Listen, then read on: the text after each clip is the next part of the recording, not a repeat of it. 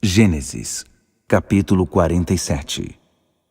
José apresentou-se ao faraó e informou: Meu pai e meus irmãos com seus rebanhos, seu gado e tudo que possuem, acabaram de chegar de Canaã. Neste exato momento eles estão em Gósen. Ele havia levado consigo 5 de seus irmãos e os apresentou ao faraó. O rei do Egito perguntou: Com que vocês trabalham? Seus servos são pastores, assim como nossos pais. Viemos para este país em busca de um lugar melhor para viver. Em Canaã não há mais pasto para nossos rebanhos. A fome é devastadora por lá. Se o Senhor permitir, seus servos gostariam de se estabelecer na região de Gósen. O faraó olhou para José e disse: Então seu pai e seus irmãos estão aqui. Um reencontro. Pois o Egito recebe vocês de braços abertos. Cuide para que eles se estabeleçam no melhor da terra. Sim, Gósen pode ficar para eles. E se entre eles você encontrar alguém que seja muito capacitado, ponha meus animais aos cuidados dele. Em seguida, José trouxe Jacó, seu pai, e o apresentou ao faraó. Jacó abençoou o faraó e ele perguntou ao pai de José: Quantos anos o senhor tem? Jacó respondeu ao faraó: Os anos da minha peregrinação são 130. Uma vida curta e difícil, bem diferente da vida longa de meus antepassados. Depois de abençoar o faraó, Jacó retirou-se. José conseguiu estabelecer seu pai e seus irmãos no Egito e concedeu a eles a posse do melhor da terra, a região de Ramsés, que é Gósen, como o faraó havia ordenado. José dava toda a atenção possível a seu pai, seus irmãos e a família de seu pai, até aos bebês mais novos. A família inteira viveu ali com fartura. Mas chegou o dia em que não havia alimento em lugar algum. A fome havia chegado ao auge.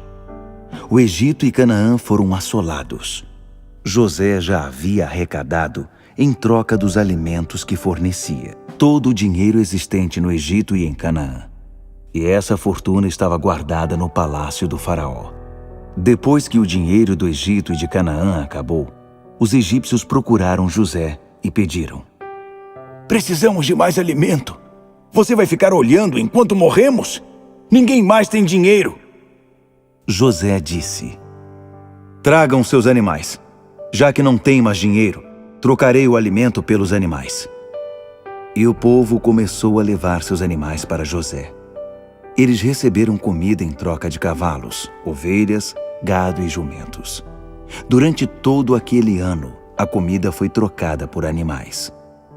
No ano seguinte, eles voltaram dizendo: Você sabe que não temos mais dinheiro. Nosso dinheiro acabou e também trocamos todos os nossos animais por comida. Nada mais nos resta para permutar, a não ser nós mesmos e nossas terras. De que nos serve o corpo e para que as terras se vamos morrer de fome em sua presença? Nossa proposta é que você nos dê comida em troca de nosso trabalho e de nossas terras. Seremos escravos do faraó e abriremos mão de nossas terras. Não queremos outra coisa senão sementes para nossa sobrevivência, isto é, o suficiente para continuar vivos e manter nossas terras produzindo. Assim José comprou para o faraó todos os campos do Egito. Todos os egípcios venderam suas terras, tão aguda era a fome. O faraó passou a ser o proprietário de toda a terra do Egito, e todos os seus habitantes passaram a ser escravos dele. José escravizou o povo em todo o Egito. A única exceção foram os sacerdotes. Ele não comprou as terras deles, porque eles recebiam um salário fixo do faraó e podiam viver com aquele salário. Por isso não precisavam vender suas terras. José anunciou ao povo: A situação é esta. Comprei para o faraó cada um de vocês com suas terras. Em troca receberão sementes para plantar. Quando fizerem a colheita, vocês darão 1/5 para o faraó e ficarão com 4/5 para vocês e suas famílias. Assim poderão dar de comer a seus filhos. O povo respondeu: Você salvou nossa vida! É com gratidão e alegria que seremos escravos do faraó. José baixou um decreto sobre a terra no Egito, que ainda está em vigor. 1/5 pertence ao faraó. Apenas as terras dos sacerdotes não passaram às mãos do rei do Egito. Israel estabeleceu-se no Egito, na região de Gósen. Eles adquiriram propriedades e prosperaram. Tornaram-se um povo bastante numeroso. Jacó viveu 17 anos no Egito. Ao todo, viveu 147 anos. Quando ele sentiu que a hora da sua morte se aproximava, chamou seu filho José e disse: Faça-me este favor. Ponha sua mão debaixo da minha coxa, em sinal de sua lealdade e honestidade para comigo até o fim. E prometa que não vai me enterrar no Egito. Quando eu for para junto de meus pais, tire-me do Egito e me enterre ao lado deles. José concordou. Farei o que o senhor está me pedindo. Israel insistiu. Então, me prometa. E José prometeu. Depois disso, Israel, mesmo acamado, curvou a cabeça em sinal de submissão e gratidão. Gênesis, capítulo 48. Algum tempo depois dessa conversa, informaram a José: seu pai está muito doente. Acompanhado de seus 2 filhos, Manassés e Efraim, ele foi visitar Jacó. Quando disseram a Jacó: seu filho José chegou, ele ergueu o corpo e se sentou na cama. Jacó disse a José: O Deus forte apareceu-me em luz na terra de Canaã e me abençoou. Ele disse: eu o tornarei próspero e multiplicarei sua descendência. Farei de você uma congregação de tribos e entregarei esta terra a seus descendentes como herança permanente. Agora vou adotar seus 2 filhos que nasceram no Egito antes que eu reencontrasse você. Eles estarão em posição de igualdade com Rúben e Simeão. Mas os filhos nascidos depois deles serão seus e terão parte na herança de seus irmãos. É assim que deve ser, pois ao retornar de Padã, sua mãe Raquel, para minha grande tristeza, morreu enquanto estávamos em Canaã, a uma curta distância de Efrata, hoje chamada Belém. Foi só nesse momento que Jacó percebeu a presença dos filhos de José e disse: quem são eles? José disse ao pai: são os filhos que Deus me deu neste país. Jacó pediu: traga-os para perto, para que eu possa abençoá-los. Jacó não tinha uma boa visão por causa da idade. Estava praticamente cego. Então José os trouxe para bem perto dele. Israel beijou e abraçou os meninos e disse a José: eu não esperava vê-lo de novo. E agora, Deus permite que eu também veja seus filhos. Então José os retirou do colo de Israel e curvou-se com o rosto voltado para o chão, em sinal de respeito. Em seguida pegou Efraim com a mão direita e o pôs à esquerda de Israel. Com a mão esquerda conduziu Manassés para o lado direito. Os 2 meninos ficaram assim diante de Jacó. Mas Israel, cruzando os braços, pôs a mão direita sobre a cabeça de Efraim, que era o caçula, e a mão esquerda sobre a cabeça de Manassés, o mais velho, e os abençoou. O Deus diante de quem andaram meus pais Abraão e Isaque, o Deus que tem sido meu pastor durante toda a minha vida até hoje, o anjo que me livrou de todo o mal, abençoe estes meninos. Que meu nome possa ecoar na vida deles, assim como o nome de Abraão e Isaque, meus pais. E que eles cresçam e encham a terra com seus filhos. Quando José viu que seu pai havia posto a mão direita sobre a cabeça de Efraim, pensou que ele havia se enganado e tentou mudá-la para a cabeça de Manassés. Ele justificou-se: Não esta cabeça, pai. O mais velho é o outro. Põe a mão direita sobre a cabeça dele. Mas seu pai recusou a troca e explicou. Não, meu filho. Sei o que estou fazendo. Ele também se tornará um povo e também será alguém importante. Mas o irmão mais novo será mais importante ainda, e sua descendência enriquecerá as nações. Então abençoou os dois. Israel usará o nome de vocês para abençoar assim. Que Deus faça a você o que fez a Efraim e Manassés. Israel não quis deixar dúvidas. Efraim foi posto à frente de Manassés. Ele disse a José: Minha morte está próxima. Deus acompanhe você e o faça voltar em segurança para a terra de seus pais. Quanto a mim, estou dando a você como primeiro entre seus irmãos a terra montanhosa que tomei dos amorreus com minha espada e meu arco. Gênesis, capítulo 49. Jacó reuniu seus filhos e pediu: Fiquem aqui à minha volta. Quero dizer o que está reservado para vocês nos dias que virão. Reúnam-se e ouçam, filhos de Jacó. Ouçam Israel, seu pai. Rúben, meu primogênito, minha força. Primeira prova da minha virilidade, maior em honra, maior em poder. Mas como água que se derrama de um balde, você não será mais o maior, pois subiu ao leito nupcial de seu pai. Você subiu à minha cama e a profanou. Simeão e Levi são muito parecidos, prontos para brigar por qualquer coisa. Não tenho parte nos seus atos de vingança, nem quero participar de suas amargas revanches. Eles matam homens em seus acessos de raiva, aleijam bois por mero capricho. Maldita seja sua raiva descontrolada, seu ódio indiscriminado. Eu jogarei vocês fora com o lixo e os espalharei como papel picado no meio de Israel. Judá, seus irmãos elogiarão você. Seus dedos estarão na garganta do inimigo, enquanto seus irmãos prestam honra a você. Judá, meu filho, você é um leãozinho que acaba de chegar depois de matar. Olhem para ele, agachado como um leão, rei dos animais.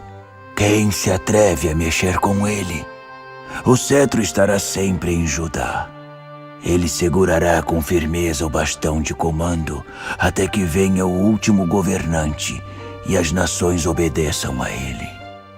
Ele amarrará seu jumento à videira e ao ramo viçoso seu puro sangue premiado. Lavará sua camisa no vinho e sua capa no sangue das uvas. Seus olhos serão mais escuros que o vinho e seus dentes mais brancos que o leite. Zebulon se estabelecerá no litoral, um porto seguro para os navios, bem ao longo de Sidom. Issacar é um jumento teimoso que se deita entre os currais. Quando viu como o lugar era bom, como a terra era agradável, desistiu de sua liberdade e foi trabalhar como escravo. Dan cuidará do direito do seu povo com competência entre as tribos de Israel. Dan é uma pequena serpente no meio da grama, uma cobra venenosa espreita no caminho, que morde o calcanhar do cavalo e derruba seu valente cavaleiro. Aguardarei com esperança tua salvação, ó Eterno. Gade será atacado por bandidos, mas ele os pegará. Azer será famoso por sua comida deliciosa, doces e guloseimas próprios de reis. Naftali é uma gazela em liberdade, da qual nascem lindos filhotes. José é um jumento selvagem, um jumento selvagem junto à fonte, jumentos robustos sobre um monte. Arqueiros atacaram com fúria, atiraram flechas com pontas cheias de ódio. Mas ele resistiu com firmeza, com arco firme e braços ágeis, com o apoio do defensor de Jacó, o pastor, a rocha de Israel. O Deus de seu pai, que ele o ajude. E que o Deus forte conceda suas bênçãos a você. Bênçãos que vêm do céu. Bênçãos que saem da terra. Bênçãos dos seios e do ventre. Que as bênçãos de seu pai superem as bênçãos das montanhas antigas. Superem o prazer dos montes eternos. Que elas repousem sobre a cabeça de José, sobre a fronte daquele que foi consagrado entre seus irmãos. Benjamim é um lobo voraz. Devora sua presa durante a manhã e à tarde divide o que restou. São essas as tribos de Israel, as 12 tribos. E foi essa a bênção de seu pai para eles. Cada um recebeu sua bênção especial de despedida. Em seguida, ele deu as seguintes instruções a seus filhos. Estou para ser reunido ao meu povo. Enterrem-me com meus pais na caverna que fica no campo de Efron, o Hitita. A caverna no campo de Macpela, diante de Manre, na terra de Canaã. O campo que Abraão comprou de Efron para usar como sepultura. Ali foram sepultados Abraão e sua esposa Sara, Isaque e sua esposa Rebeca. E ali também sepultei Lia. O campo e a caverna foram comprados dos hititas. Ele acabou de dar essas instruções. Retraiu os pés na cama, deu o último suspiro e foi reunido ao seu povo. Gênesis, capítulo 50. José lançou-se sobre o pai, chorou sobre ele e o beijou. Em seguida, instruiu os médicos a embalsamarem seu pai, e eles o fizeram. O processo levou 40 dias, período exigido para o embalsamamento, e houve luto público de 70 dias para os egípcios. Terminado o período de luto, José solicitou à corte do faraó: se vocês me consideram digno da sua bondade, apresentem meu pedido ao faraó. Meu pai me fez jurar dizendo: a hora da minha morte está chegando. Enterre-me no túmulo que preparei para mim na terra de Canaã. Por favor, preciso de uma licença para que eu vá e faça o sepultamento de meu pai, e voltarei em seguida. O faraó concordou. Claro, vá e sepulte seu pai, conforme o juramento que você fez a ele. Então José partiu para sepultar o pai. E todos os altos oficiais da corte do faraó, todos os de alto cargo no Egito, acompanharam José e sua família, seus irmãos e os parentes de seu pai. Os filhos deles, os rebanhos e o gado, ficaram em Gósen. Carruagens e cavaleiros os acompanharam num grande cortejo fúnebre. Ao chegar à ira de Atade, às margens do rio Jordão, fizeram uma parada para prantear e choraram longamente, de modo que era possível ouvi-los de longe. José participou durante 7 dias desses ritos fúnebres.